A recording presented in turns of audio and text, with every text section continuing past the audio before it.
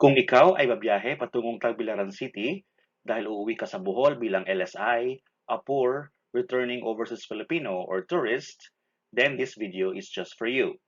This video will explain all the travel document requirements for passengers of different airlines such as Cebu Pacific Air, Philippine Airlines, and AirAsia going to Tagbilaran City, Bohol. Hello guys, welcome to Denzi TV. This is a public service channel providing you with important updates and information related to current events and domestic travel requirements.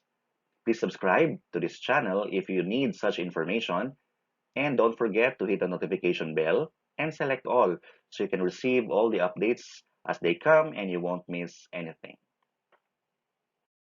Unahin natin i-discuss ang mga requirements ng mga locally stranded individuals or LSIs going to Tagbilaran City, Bohol. Ito ay para sa mga taong na stranded sa kanilang current location and they want to go back home na sa kanilang province or hometown. Okay, and also they are also called sometimes as returning residents. Let's start with Cebu Pacific Air na requirements. So kung ikaw ay LSI, you need to provide a negative RT-PCR swab or saliva test result conducted within 72 hours before departure, and an LGU or local government unit certificate of confirmation with endorsement. So itong negative RT-PCR test result, we've discussed a lot about this. In fact, I've created a lot of videos already explaining this kind of test. And you can check that out in the channel. Itong LGU Certificate of Confirmation with Endorsement. So, hindi binigay yung details kung paano to kunin. So, I guess you have to contact your LGU or barangay na uuwian mo and ask about this LGU certification or confirmation with endorsement para maihandaan nyo to before you book your flight. From Philippine Airlines naman ang mga requirements ay ito yon. The same thing, may negative RT-PCR test result or saliva RT-PCR test result within 72 hours of validity.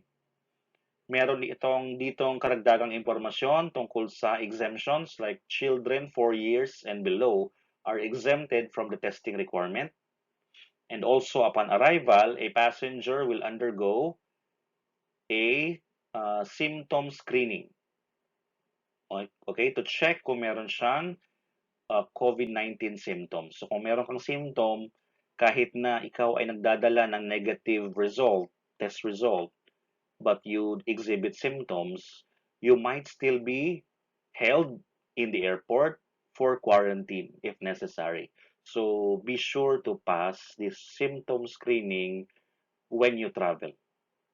And the last requirement is the same with the Cebu Pacific, itong LGU confirmation. So again, wala akong binigay na details on how to get this. So I don't know, maybe you have to ask your LGU how to get an LGU confirmation. Maybe you ask your barangay or something. Okay? And the last but not the least, of course, is AirAsia. And as you can see, pareho lang din yung requirements niya dun sa Cebu Pacific Air na requirement na LGU confirmation letter and a negative RT-PCR swab or saliva test valid within 72 hours. Let's check naman the requirements for authorized person outside residence or APOR. Ito yung mga frontliners, employees who will be sent to Tagbilaran City or Bohol para magtrabaho. Okay? So ano ba ang mga requirements for APOR?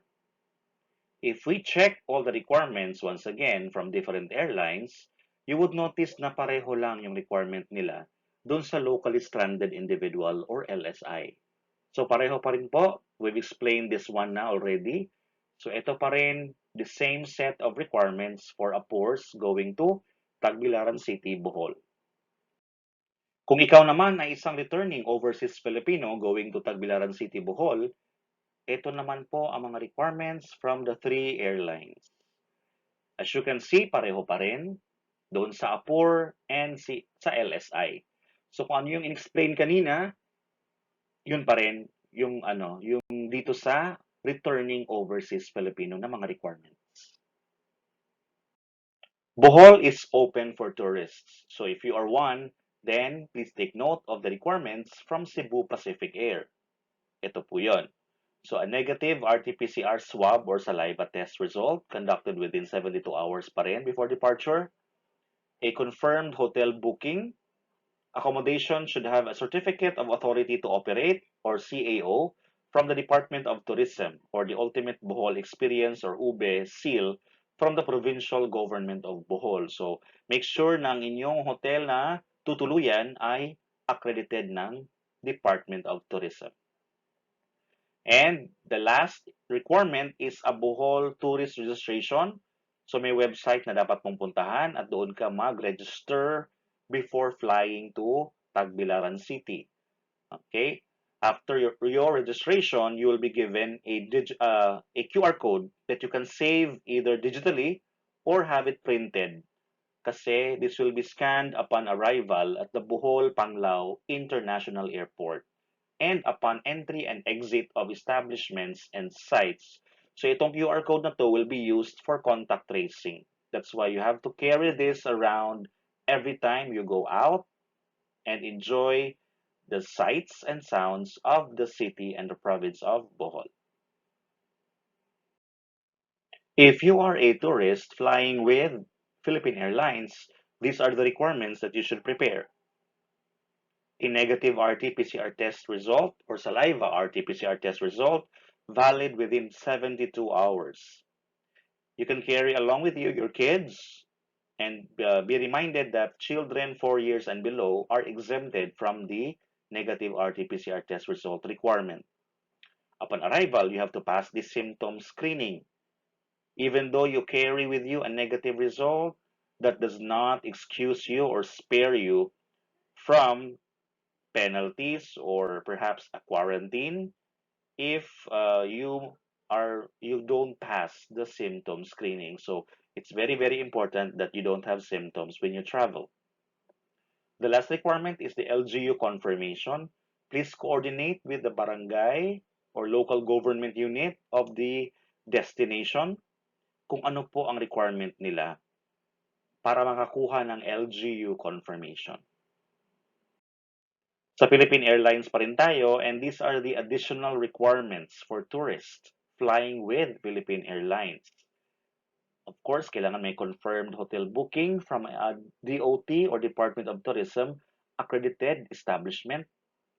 Locals may join the meetings, incentives, in conventions and exhibitions or MICE and events, provided that after the event, they should agree to be quarantined for 5 days and be swabbed for RT-PCR testing, and that they will only be allowed to go home once a negative result of the said test is released. So yung mga locals na nasa Cebu, pwede kayong mag-join sa mga activities. Pero dapat mag-agree muna kayo sa isang kasunduan na after the event, mag-quarantine ka for 5 days and isa swab test ka. And hindi ka pa uuwiin hanggat hindi nakikitang negative yung result mo. So that's tough for locals trying to, enjoy the sights and sounds of the city and the province. So be ready to make that commitment kung gusto niyo yon. Another requirement is the online registration, and you should go to this website, tourism.bohol.gov.ph, register as a tourist, and then you'll be given a personal QR code that you can use and you have to carry all the time for scanning at entry and exit points of every establishment in Bohol. And those are the requirements for passengers of different airlines, Cebu Pacific Air, Philippine Airlines, and AirAsia, going to Tagbilaran City, Bohol. Please take note of those requirements. Okay, you can always go back, rewind, and pause the video and para ma-take note ninyo yung mga requirements and hindi nyo makalimutan. Thank you so much for watching the video. This has been Denzi TV at your service. Please don't forget to subscribe and hit the notification bell so you will receive all the updates as they come.